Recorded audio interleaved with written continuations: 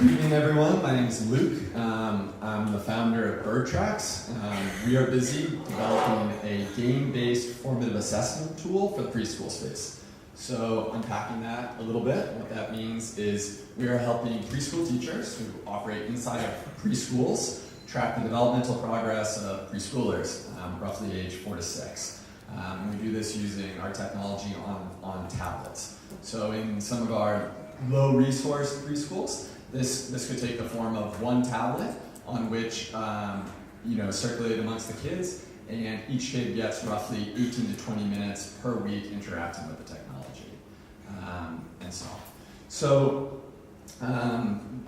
kudos to some of our cohort colleagues who launched tonight. We are targeting a mid-September launch for our proper demo testing, right around the time of the EdTech X Africa conference here in Cape Town, which we hope to participate.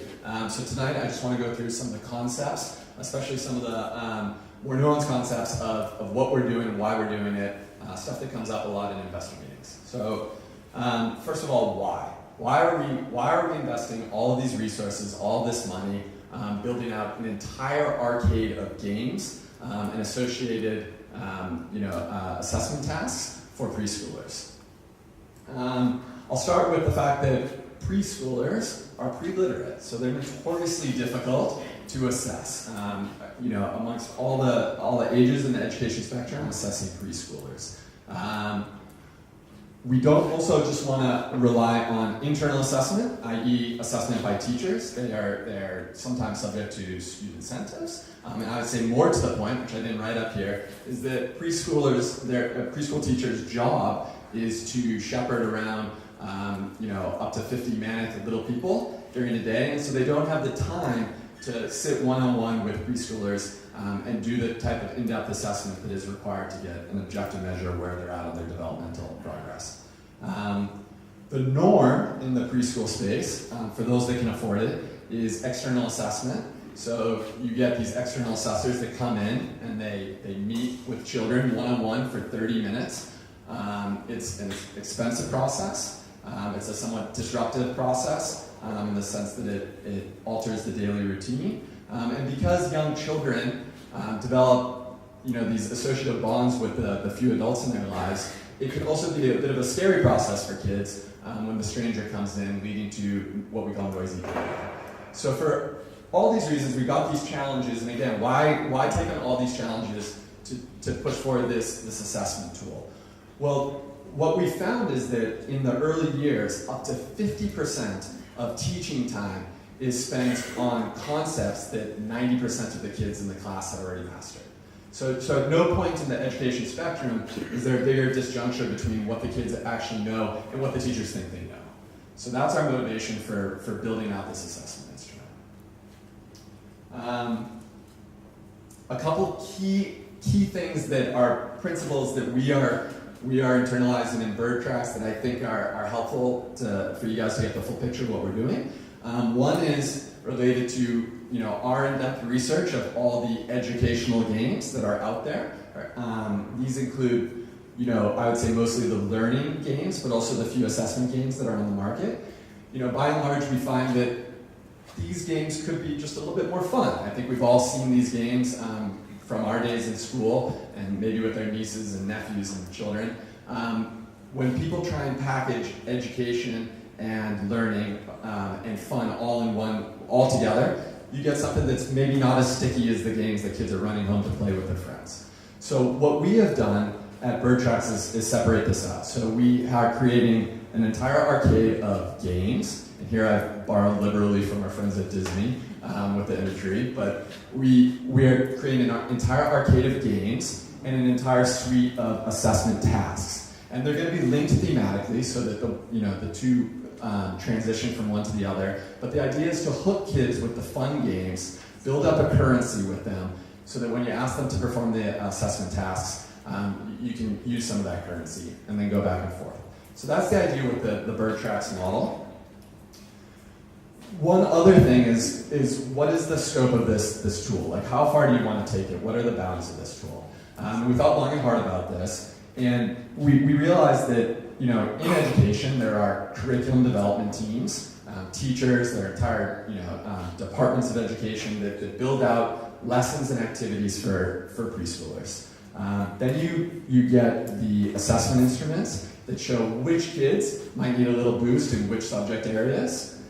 And they're the few tools that are on the market that are sort of analogous to what we're doing often offer up their own solutions. So they give teachers an idea of how to remediate with these children. Our first prize is to steer the teachers back to the content that they're familiar with, that they've been using, and just figure out ways for them to use these well-thought-out curricula more effectively, rather than trying to reinvent the wheel. So we're focused very much on the assessment of young kids, the identification of where the kids are bottlenecked, without trying to overstep our bounds and come up with specified remediation techniques as well. So, development timeline. As I said, we've got a bit of a long development timeline. It's very art heavy. We're looking at about 34 months all in. We've broken our development timeline up into these blue blocks, which I'm sure is tough to read back there, but we've taken the entire canon of these subject areas that we think young kids need to know by the time they get to preschool, figured out which ones are amenable to testing on tablet technology, and we've broken that into 7 chunks, of which our game and task assessment development team is going to work on sequentially. After that's done, we then transition to the psychometric validation. So just because we are saying that we are reliably assessing kids, you shouldn't take our word for it. We're going to bring in the academics, and this is where my background comes into play. I've spent 10 years working for Innovations for Poverty Action and the Jameel Poverty Action Lab as an econometrician and field researcher. So we come in and we psychometrically validate our tool to make sure that when we go to license this to government agencies, to preschool networks, they can rely on the results. And then, of course, the green boxes down here are the back end. So to make sure that the experience for the child, user, runs smoothly, and for the teacher to see where the kids are bottlenecked so that they can effectively and efficiently remediate. The back end development is going to be handled by the Reach Trust out of Stellenbosch, a partner that we've worked on the curricular side of things previously. So yeah, this is the 33-month development timeline. As Darren pointed out in the intro, we have raised just under $1 million rand. We're looking to raise around 5 million more to get us to market. So thank you.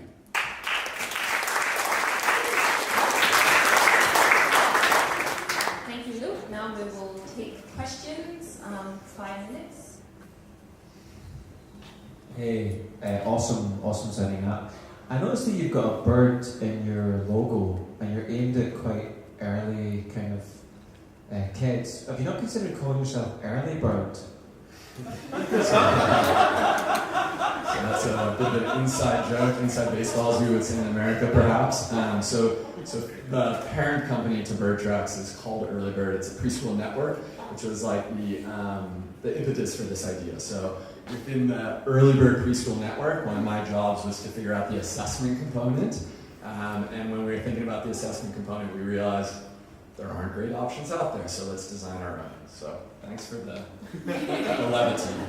And yes, we need to differentiate our logos a little bit better. Okay, we have a question from the live stream. Mia asks, is there a built-in assessment rubric for teachers? So a rubric in terms of them doing their own assessment. She doesn't. Yeah, the short, so this is like, is there an accompanying analog version that the teachers can do? Yes, there is. So exactly. So the idea is to allow, and this won't be probably in the first iteration, which is that 32-month development timeline, but for imputing teacher captured data into the system as well. So for the first iteration, no, but the long-term vision is yes, if that makes sense. Thanks, Steve. Can you just go over your revenue model and how you guys make money? Yeah, that's a fair question. So this is to be used in the home environment. This is something that the parents could use at home with their children. But I think the real leverage is selling this to preschool networks. So be that like a government agency, like a state or a national agency that oversees preschools, not just in South Africa, but anywhere in the world, as well as private preschool providers. So we would license this on a once-off basis per child. So a kid would spend about 2 years passing through this window of where we're looking to assess them. So like perhaps around like a $10 per child once-off license for our, let's say, better resourced preschool networks, like perhaps in the US or Europe, and then on down based on the resource level. And yeah, the reason that we want to sell to preschool networks is not only can this tool be used to remediate by the teacher looking to see which individual kids are bottlenecked and they can intervene. It also can be used by network administrators to see which teachers are struggling to teach certain concepts so that they can target their support at teachers. And as well, the network administrators can look at which concepts across the board aren't being taught effectively so that they can help their curriculum team design more effective curriculum in those specific target areas. So those are all things that we really unpack those 3 levels when we go to selling to the Department of Early Education in Massachusetts or Zimbabwe Department of Early Education. Okay, thank you, Birdtracks. Yeah, thanks.